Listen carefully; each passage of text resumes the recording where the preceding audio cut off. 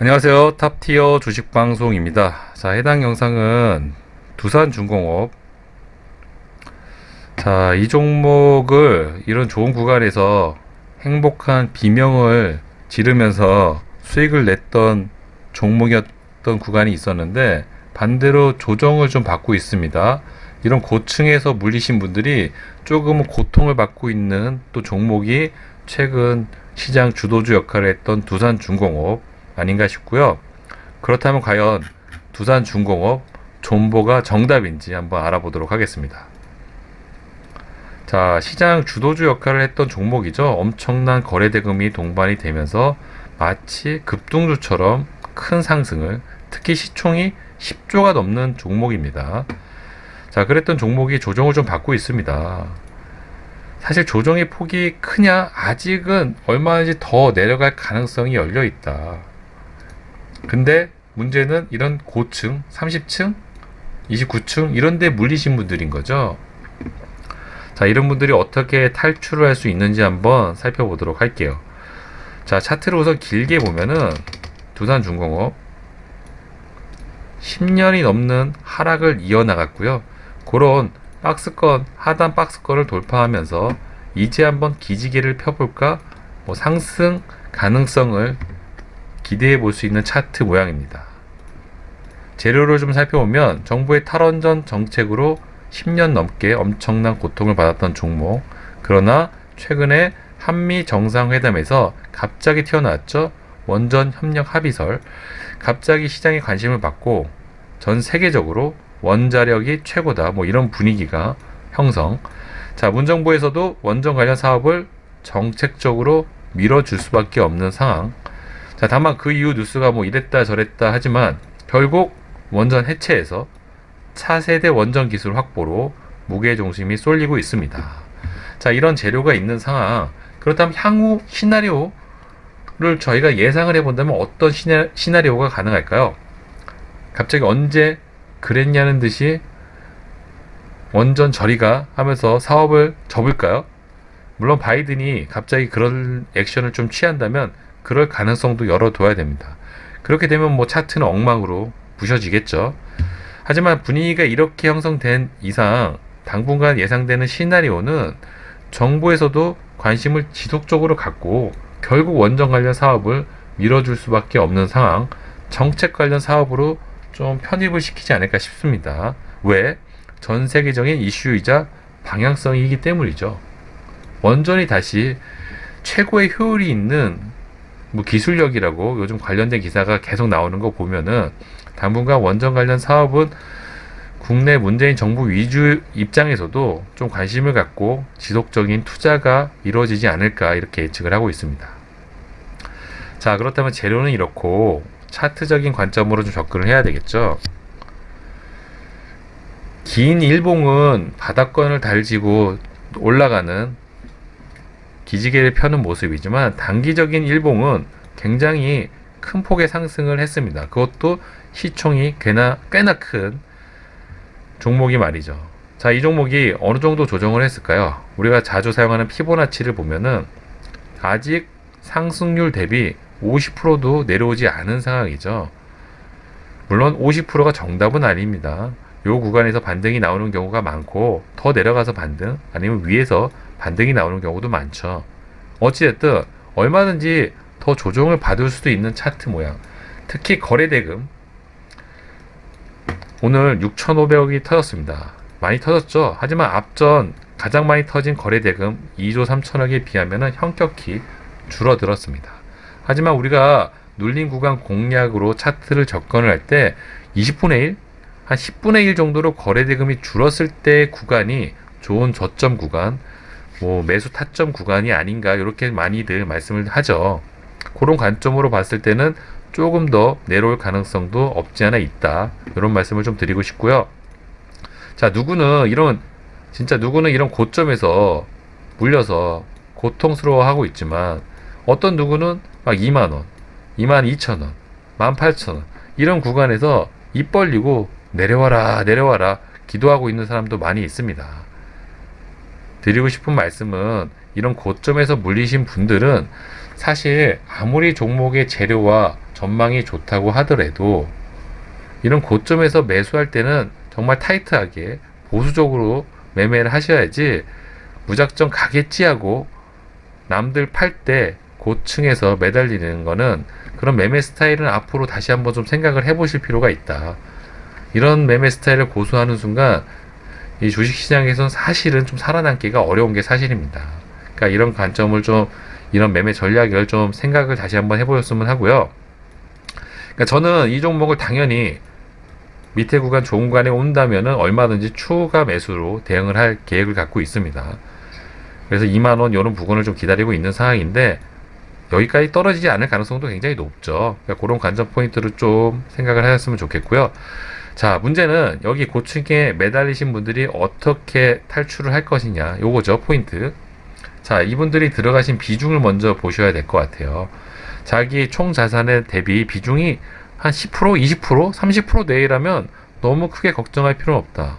혹시 이런 좋은 구간에 내려왔을 때 얼마든지 추가 매수로, 분할 매수를 하시면은 평단은 낮아질 테고, 그렇다면 충분히 탈출하고 수익이 날 가능성을 줄 수밖에 없는 종목입니다.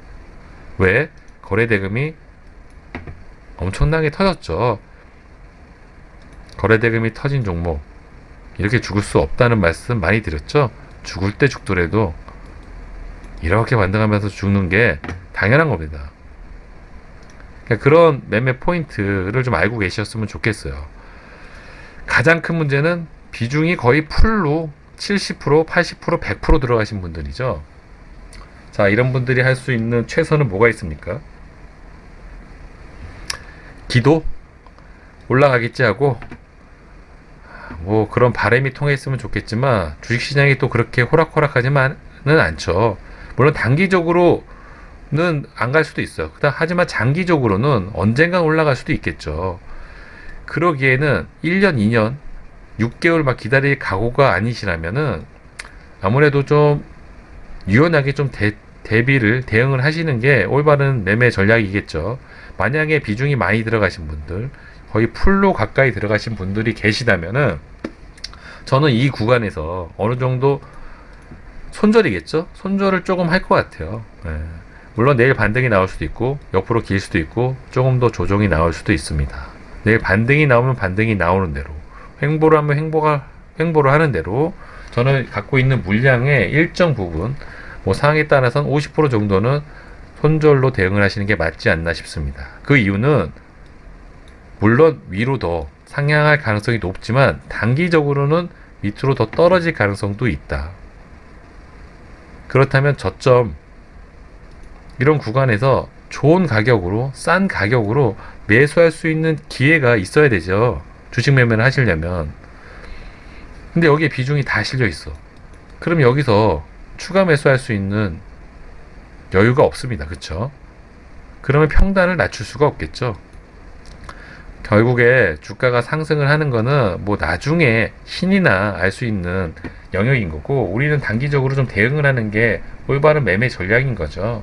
추가적인 재료가 동반돼 엄청난 거래 대금이 같이 다시 찾아와 준다면 갈 수도 있습니다. 하지만 얼마든지 차트 모양상 이 구간까지 떨어져도 이상하지 않은 차트 모양, 조정을 받아도 충분히 가능한 자리라는 거 잊지 말아 주시고, 특히 거래 대금을 좀 예의주시하셔라. 어느 정도 조정의 끝판이 되려면 고점 대비 10%, 20%까지 빠져줘야 됩니다. 그쵸? 그런 포인트를 좀 기억하셨으면 좋겠고요. 과거 차트들을 보시면 좀 도움이 되시죠. 자, 이트론 이런 구간에 물리신 분들 어떻게 됐을까요? 다행히 고통의 기간이 얼마 길지 않고 해피엔딩으로 끝난 종목, 이런 종목 그렇게 많지 않습니다. 휴마시 어떻게 됐을까요? 이 종목 좀 드라마틱하죠.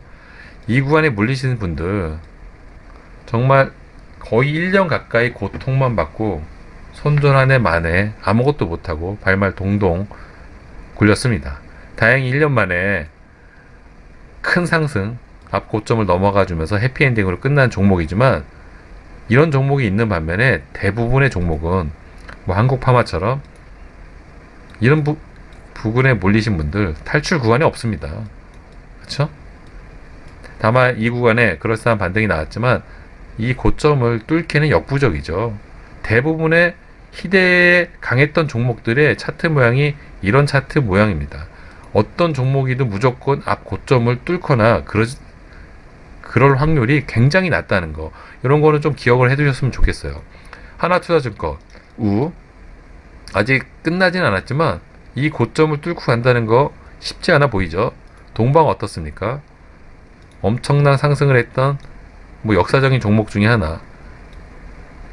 언제 그랬냐는 듯이 조정만 받고 있고요. 이 구간을 뚫고 간다? 쉽지 않죠. 이런 고점에 물리신 분들 어떨까요? 지금 기분이. 역사적인 종목 중에 하나 신풍제약. 다행히 단기적으로 큰 하락 후에 빠른 반등이 나와서 이 부분에 물리신 분들은 잘 탈출이 되셨겠지만, 만약 이 부분에 물리신 분들 이 구간에서 손절 못 쳤으면은 나락이죠.